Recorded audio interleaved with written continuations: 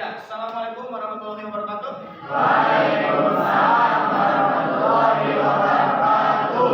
Ya, selamat ketemu kembali di pelajaran. Hari ini kita akan mengupas materi sebelumnya ya. Tapi sebelum kita mulai, alangkah baiknya kita berdoa dulu. Silakan ketua kelas dipimpin dulu berdoa.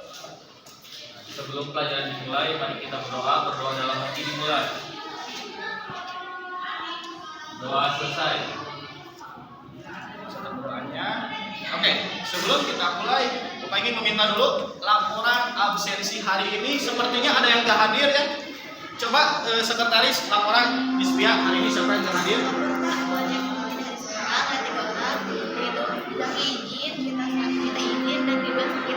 Oke, untuk teman-teman hari ini ada 3 orang yang tidak masuk dan ada yang sakit. Mari kita doakan untuk teman kita yang sedang sakit supaya segera diberikan kesembuhan. Berdoa, dimulai.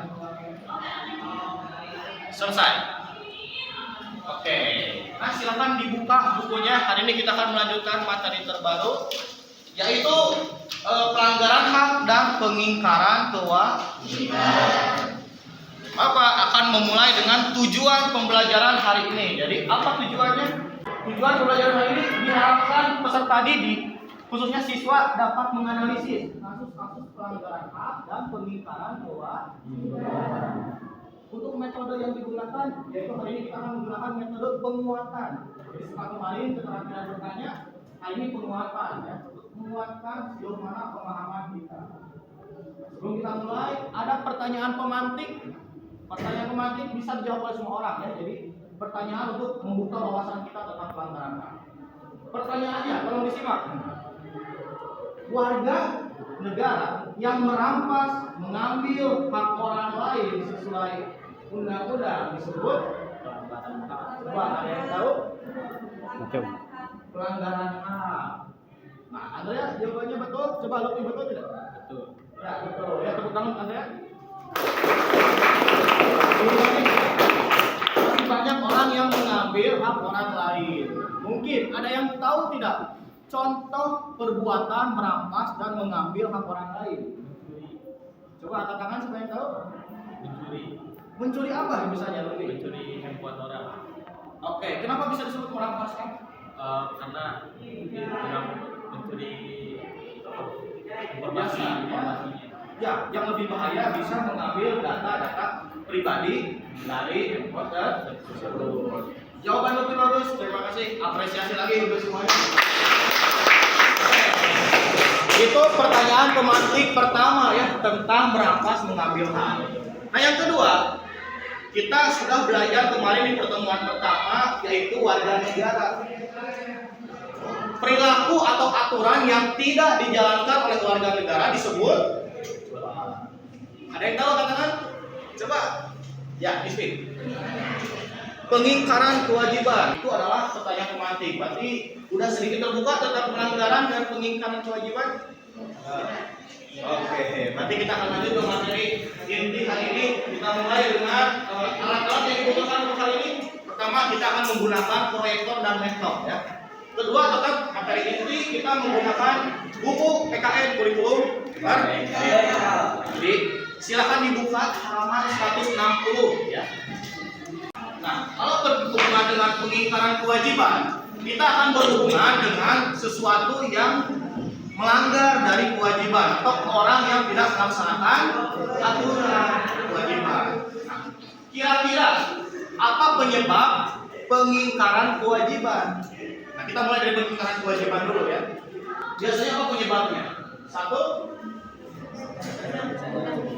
coba Akram, kamu membaca apa sih?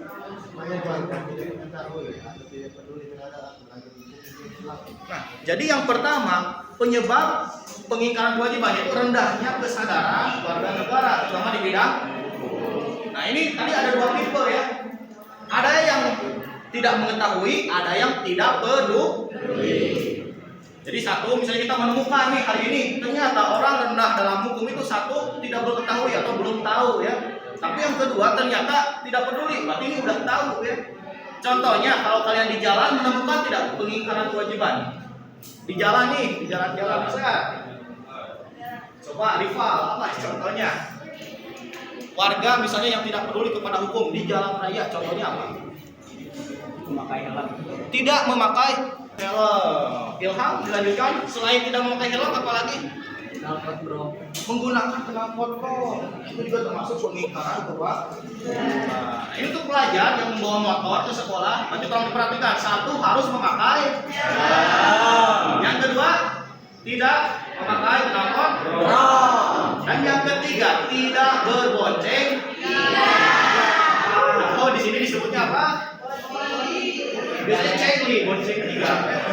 Bonceng dulu. Oke, yang kedua. Coba yang kedua, penyebab pengingkaran apa? Egoisme. Ada yang tahu egoisme itu apa?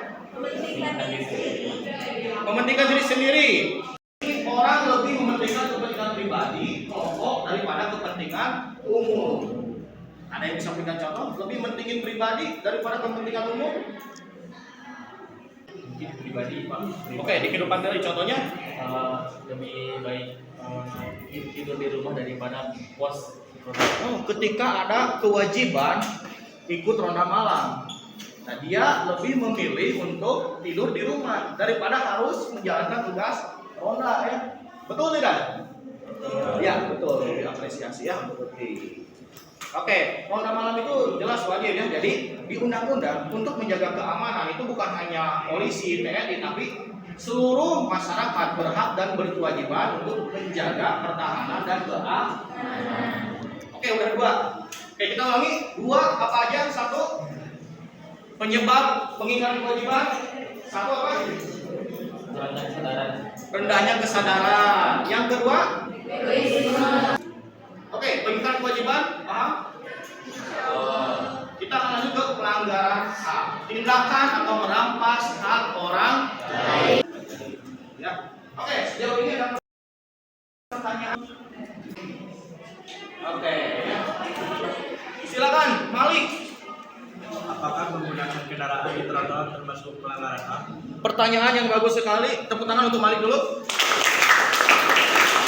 Menggunakan kendaraan bermotor mungkin ya di trotoar termasuk pelanggaran HAM.